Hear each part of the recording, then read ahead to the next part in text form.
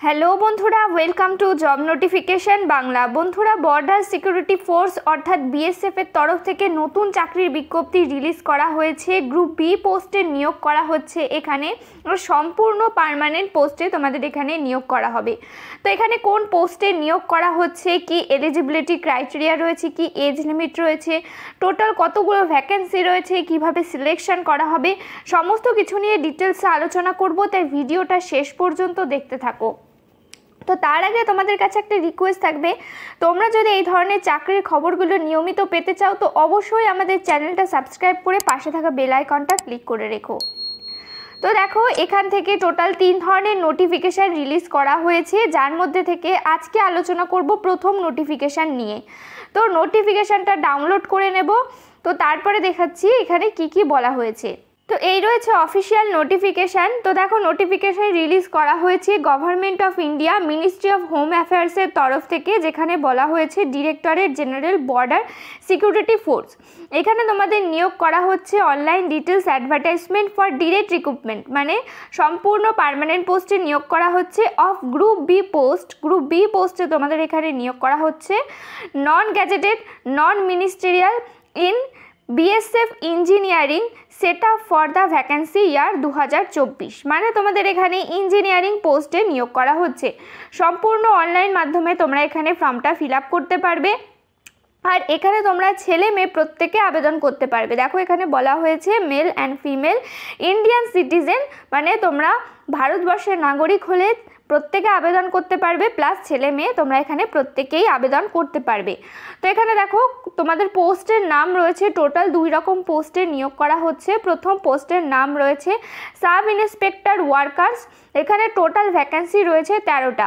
এখানে ex serviceman ক্যান্ডিডেটরাও আবেদন করতে পারবে। ইউআর ক্যাটাগরিতে রয়েছে 7টা পোস্ট, ওবিসিতে রয়েছে 2টো, এসসিতে রয়েছে 3টে, এসটিতে রয়েছে 1টা।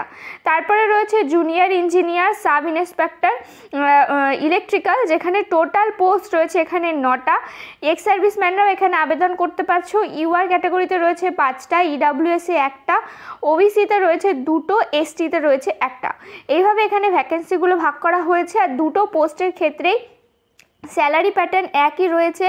লেভেল 6 অনুযায়ী স্যালারি রয়েছে 35,400 টাকা থেকে বেসিক পে শুরু রয়েছে, যেটা 1,12,400 টাকা পর্যন্ত বেসিক পে থাকবে। এর সাথে বিভিন্ন অ্যালাউন্স যুক্ত হয়ে তোমরা এখানে প্রথমেই কিন্তু প্রায় 60 থেকে 70-এর মধ্যে স্যালারি পেয়েই যাবে। কেননা এই ডিপার্টমেন্টগুলোতে অ্যালাউন্স কিন্তু অত্যন্ত বেশি দেওয়া হয় অন্য যে কোনো চাকরির তুলনায়। তো এটা রয়েছে এখানে স্যালারি প্যাটার্ন। তারপর এখানে তোমাদেরকে দেখো বলা হয়েছে তোমরা ইন্ডিয়ান সিটিজেন হলেই কিন্তু আবেদন করতে পারবে, মানে রাজ্যের প্রতিটা জেলা থেকেই তোমরা এখানে আবেদন করতে পারবে। তো এখানে দেখো বলা হয়েছে যেসব ক্যান্ডিডেটরা তোমরা যারা ম্যারেজ করেছো বা তোমাদের যদি ম্যারেজ যদি সার্টিফিকেট থাকে বা তোমরা যদি বিবাহিত পার্সন হয়ে থাকো, সেক্ষেত্রে কিন্তু তোমরা এখানে আবেদন করতে পারবে না। তারপরে এখানে দেখো 2টো পোস্টের ক্ষেত্রে এজ লিমিট বলা হয়েছে। 2টো পোস্টের ক্ষেত্রেই এজ লিমিট রয়েছে টোটাল 30 বছর। আর যদি এসসি এসটি ক্যান্ডিডেট হয়ে থাকো তো সেক্ষেত্রে 5 বছরের বয়সের ছাড় পেয়ে যাবে। ওবিসি ক্যান্ডিডেট হয়ে থাকলে 3 বছরের বয়সের ছাড় পেয়ে যাবে। এক্স সার্ভিসম্যান যদি হয়ে থাকো তো সেক্ষেত্রে যে ধরনের ছাড় থাকে সেই ধরনের ছাড় তোমরা পেয়ে যাবে। যদি কোনো ধরনের তোমরা গভর্নমেন্ট সার্ভেন্ট হয়ে থাকো তো যেই ধরনের ছাড় থাকে সেই ধরনের ছাড় কিন্তু তোমরা এখানে পেয়ে যাবে। সমস্ত কিছুই কিন্তু বয়সের ক্ষেত্রে ছাড় দেওয়া হচ্ছে। তো এবার আসি এডুকেশন কোয়ালিফিকেশান কি চাওয়া হয়েছে। দেখো, সাব ইন্সপেক্টর ওয়ার্কার্স পোস্টের ক্ষেত্রে বলা হয়েছে তোমাদের যদি 3 বছরের ডিপ্লোমা করা থাকে ইন সিভিল ইঞ্জিনিয়ারিংয়ের ওপরে, তাহলে তোমরা এটা এখানে আবেদন করতে পারবে। সেন্ট্রাল অথবা স্টেট গভর্নমেন্টের থেকে যদি তোমরা ডিপ্লোমা করে থাকো তাহলে কিন্তু আবেদন করতে পারবে। তারপরে রয়েছে জুনিয়র ইঞ্জিনিয়ার অথবা সাব ইন্সপেক্টর ইলেকট্রিক্যাল। এই পোস্টের ক্ষেত্রে বলা হয়েছে তোমাদের যদি 3 বছরের ডিপ্লোমা করা থাকে ইলেকট্রিক্যাল ইঞ্জিনিয়ারিংয়ের ওপরে, তাহলে তোমরা এখানে আবেদন করতে পারবে। তো দেখো এখানে তোমাদের কিন্তু ফিজিক্যাল স্ট্যান্ডার্ড দেখা হবে, যেখানে বলা হয়েছে হাইট থাকতে হবে মেলদের ক্ষেত্রে 165 সেন্টিমিটার। আর যদি হিল এরিয়া বা হিল ট্রাইবের পার্সন হয়ে থাকো, তো নাগাস তারপরে মিজোস যারা রয়েছে তাদের ক্ষেত্রে 5 সেন্টিমিটার কিন্তু ছাড় দেওয়া হবে। ফিমেলদের ক্ষেত্রে 157 সেন্টিমিটার হাইট চাওয়া হয়েছে। চেস্টের কথা বলা হয়েছে 76 চেস্ট চাওয়া হয়েছে। আর ফুলিয়ে 81 কিন্তু থাকতে হবে। আর হাইটের কথা ওয়েটের কথা বলা হয়েছে, তোমাদের হাইট ওয়েট মেডিকেল স্ট্যান্ডার্ড দেখে মেলদের ক্ষেত্রে ওয়েট দেখা হবে।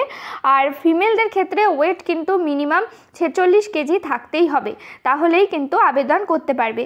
এখানে মেডিকেল স্ট্যান্ডার্ডের কথা বলা হয়েছে। আর একটা কথা বলে রাখি, তোমাদের যাদের কিন্তু ক্লাসেস রয়েছে তারা কিন্তু তোমরা এখানে আবেদন করতে পারবে না। তো এবার আসি সিলেকশন প্রসেসে, কিভাবে তোমাদের এখানে সিলেকশন করা হবে। তো সবার প্রথমে হবে তোমাদের এখানে রিটেন টেস্ট। রিটেন টেস্টে তোমাদের টোটাল 1 ঘন্টা 30 মিনিট সময় দেওয়া হবে রিটেন টেস্টের ক্ষেত্রে। আর এটা হবে বাইল্যাঙ্গুয়াল, অর্থাৎ তোমরা হিন্দি অথবা ইংলিশ যে কোনো একটা ল্যাঙ্গুয়েজে পরীক্ষা দিতে পারবে। তোমাদের এটা হবে ওএমআর বেসড এক্সাম হতে পারে, অথবা কিন্তু তোমাদের এটা সিবিডি এক্সাম অর্থাৎ কম্পিউটার বেসড এক্সামও কিন্তু হতে পারে। তো দেখো তোমাদের এখানে বলে রাখি কি কি সাবজেক্ট থাকছে। জেনারেল ইন্টেলিজেন্স এবং রিজনিং থেকে থাকবে 25টা প্রশ্ন 25 নম্বরের। জেনারেল অ্যাওয়ারনেস থেকে থাকবে 25টা প্রশ্ন 25 নম্বরের। আর জেনারেল ইঞ্জিনিয়ারিং থেকে মানে তোমাদের ডিপার্টমেন্ট থেকে থাকবে সিভিল অথবা ইলেকট্রিক্যাল যা তোমাদের সাবজেক্ট, সেখান থেকে থাকবে 50টা প্রশ্ন 50 নম্বরের। এইভাবে টোটাল কিন্তু 100 নম্বরের পরীক্ষা হবে।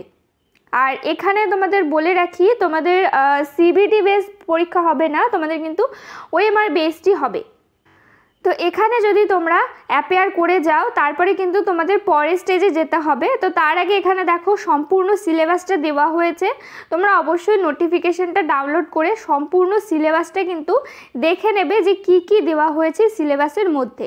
তো তারপরে পরবর্তী স্টেজ কি রয়েছে সেটা তোমাদেরকে দেখিয়ে দিচ্ছি। এরপরে তোমাদের সেকেন্ড স্টেজ রয়েছে, দেখো রিটেন টেস্টে যদি তোমরা অ্যাপিয়ার করে যাও তারপরে তোমাদের সেকেন্ড ফেজে হবে ডকুমেন্টেশন হবে, ফিজিক্যাল স্ট্যান্ডার্ড দেখা হবে আর ফিজিক্যাল এফিসিয়েন্সি টেস্ট করানো হবে।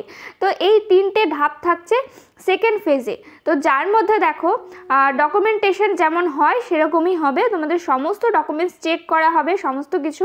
তারপরে হচ্ছে ফিজিক্যাল স্ট্যান্ডার্ড, যেখানে তোমাদেরকে আগে বললাম যে কি কি তোমাদের হাইট ওয়েট এগুলো কিন্তু দেখা হবে। তারপরে হবে ফিজিক্যাল এফিসিয়েন্সি টেস্ট, যেখানে বলা হয়েছে রান থাকছে 1600 মিটার রান কভার করতে হবে 7 মিনিটের মধ্যে মেল ক্যান্ডিডেটদের ক্ষেত্রে। ফিমেলদের ক্ষেত্রে 800 মিটার রান থাকছে 5 মিনিটে কভার করতে হবে।